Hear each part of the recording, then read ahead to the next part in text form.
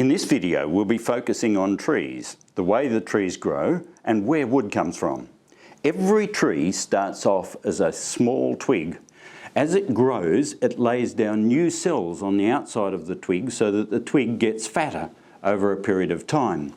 After many years, the twig will be quite large as the tree grows bigger and bigger and bigger. And in fact, this is a slice through a whole tree. And you can see where the twig was right in the centre of the tree. So that twig, as it grows, gets bigger until the tree is this size. It does that by laying down wood immediately under the bark and on the outside of the tree so that the tree gets fatter and fatter this way. Now you'll notice that there's a difference in colour. This whiter wood around the outside we call sapwood, and all of the cells are hollow pipes, and those hollow pipes conduct the water up and the sap downwards.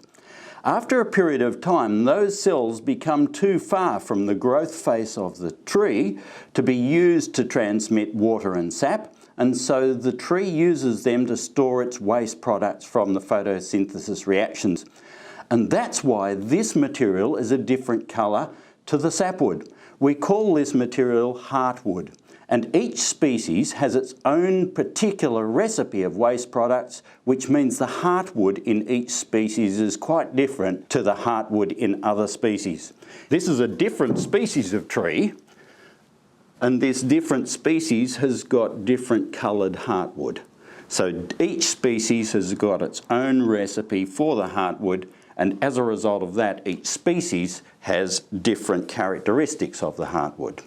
When it's taken to the mill, we cut the tree trunk into different portions, and that gives us rectangular parts of the tree, which are the timber members. Each of the cells in these timber members are the same cells that are in the trees, essentially pipes. And so if we look at wood through a microscope, we see something that looks very similar to this. The orientation of these pipes as they grow is in this direction here, so that the orientation of the cells in a long piece of timber is in this direction here, so that the cells are parallel to the long length in a piece of timber. The cells have a lot of strength parallel to the grain, so that if we push on all of these pipes in this direction here, they have a lot of strength and a lot of stiffness. If we pull parallel to the grain, we have a lot of strength and a lot of stiffness. This works also with pieces of timber. If we load the piece of timber by pulling parallel to the grain, we get strength and stiffness, and if we push parallel to the grain, we have very high strength and stiffness.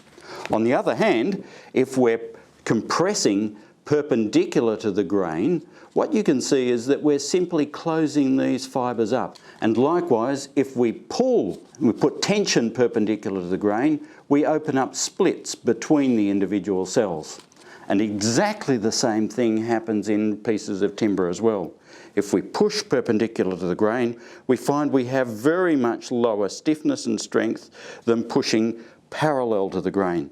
And likewise, if we put tension perpendicular to the grain, we get splits developing in the timber, whereas if we put tension parallel to the grain, we get very high strength out of the timber.